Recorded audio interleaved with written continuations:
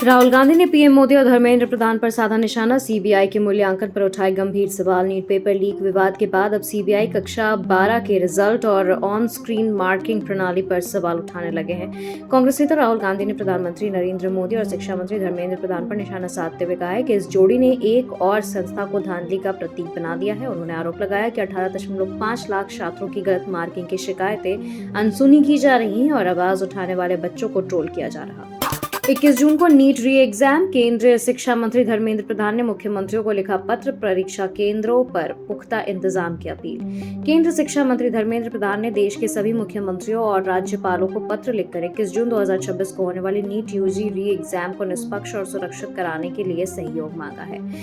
कड़कती धूप और भीषण गर्मी को देखते हुए शिक्षा मंत्री ने विशेष अपील की है कि परीक्षा केंद्रों पर छात्रों के लिए पीने का साफ पानी, कूलर, पंखे, छायादार जगह और निर्बाध बिजली जैसी बुनियादी सुविधाएं हर हाल में सुनिश्चित की जाए। ईंधन की बढ़ती कीमतों पर बरसे राहुल गांधी। पीएम को महंगाई मानव मोदी कहकर तंज कसा। लोकसभा में विपक्ष के नेता राहुल गांधी ने पेट्रोल और डीजल की कीमतों पर हालिया बढ़ोतरी को लेकर प्रधानमंत्री नरेंद्र मोदी पर तीखा हमला बोला। सोशल मीडिया प्लेटफॉर्म एक्स पर राहुल ने प्रधानमंत्री को महंगाई मानव मोदी की संज्ञा देते हुए आरोप लगाया कि सरकार जनता के गुस्से से बचने के लिए किश्तों में दाम बढ़ा रही है। उन्होंने कहा कि चुनाव खत्म होते ही चुपके से ईंधन के दाम 8 रुपए प्रति लीटर तक बढ़ा दिए गए हैं। वित्त मंत्री निर्मला सीतारमण बोली, एक्साइज ड्यूटी घटाने से होगा 1 लाख करोड़ का नुकसान। देश में डर फैलाना गलत। देश में ईंधन की कीमतें लगातार बढ़ रही है। इस बीच केंद्रीय वित्त मंत्री निर्मला सीतारमण ने कहा है कि पेट्रोल डीजल पर एक्साइज ड्यूटी कम करने से सरकार को लगभग 1 लाख करोड़ रुपए की राजस्व का नुकसान होगा। सीडीबी के एक कार्यक्रम में उन्होंने विपक्ष पर निशाना साधते हुए कहा कि देश में डर और निराशा का माहौल नहीं फैलाया जाना चाहिए। उन्होंने वैश्विक अनिश्चितताओं के बावजूद भारतीय अर्थव्यवस्था के मजबूत होने का दावा किया। मॉडल त्विषा शर्मा मौत मामले में सीजीआई सूर्यकांत की पीठ ने कहा, निष्पक्ष जांच के लिए स्वतंत्र एजेंसी की जरूरत, मीडिया बयानों पर रोक।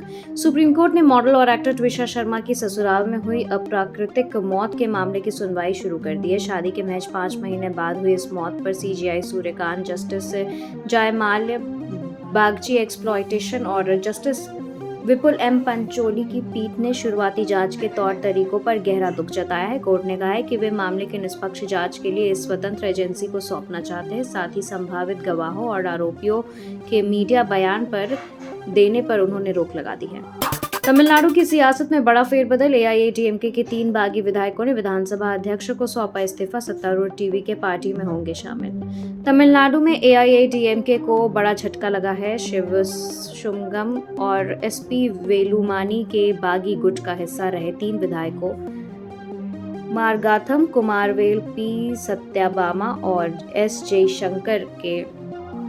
एस जय कुमार के विधानसभा अध्यक्ष जेसीडी प्रभाकर से मुलाकात कर अपना इस्तीफा सौंप दिया है। अध्यक्ष ने उनके इस्तीफे स्वीकार कर लिए हैं। इसके तुरंत बाद तीनों विधायकों ने सत्तारूढ़ टीवीके के वरिष्ठ नेता आदव अर्जुन से मुलाकात की, जिससे उनके टीवीके में शामिल होने की पुष्टि हो गई है।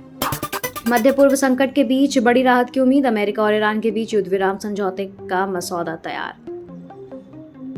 अमेरिका और ईरान के बीच 60 दिनों के युद्ध विराम को बढ़ाने के लिए एक महत्वपूर्ण समझौता ज्ञापन की रूपरेखा तैयार कर ली गई है। सूत्रों के मुताबिक इस समझौते पर हस्ताक्षर होते ही ईरान तुरंत सामरिक रूप से बेहद महत्वपूर्ण हॉर्मुज जलमर्जुमध्य को यातायात के लिए खोल देगा, जहां से बारूदी सुरंग हटा दी गई है। इस नए प्रस्ताव के तहत अमेरिका, ईरान और लेबनान अपनी सभी सैन्य ऑपरेशनों को तत्काल प्रभाव से समाप्त करने की घोषणा करेंगे।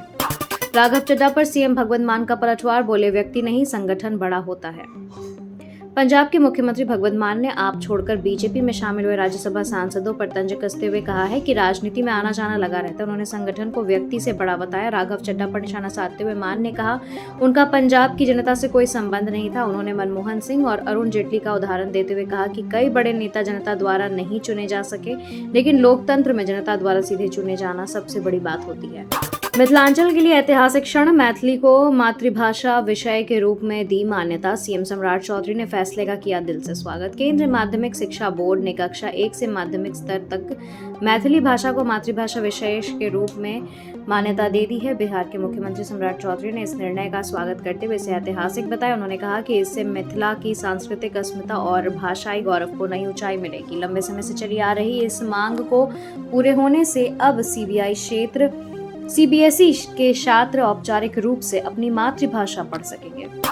इंडिया गठबंधन की बैठक से पहले राशिद अल्वी ने ममता बनर्जी पर कसा तंज। बोले, विपक्ष को तय करना होगा कि उनका पहला दुश्मन कौन है। पश्चिम बंगाल के पूर्व मुख्यमंत्री ममता बनर्जी द्वारा जून के पहले सप्ताह में इंडिया गठबंधन की बैठक की संभावना जताते हुए कांग्रेस नेता राशिद अल्वी की प्रतिक्रिया आई है। अल्वी ने कहा है कि पूरे विपक्ष को एकजुट होना होगा और तय करना होगा कि पहला दुश्मन कौन। उन्होंने ममता पर तंज कसते हुए कहा कि नेता जब सत्ता में होते हैं तो दूसरी भाषा बोलते हैं और विपक्ष में आते ही उन्हें एकजुटता का एहसास होता है।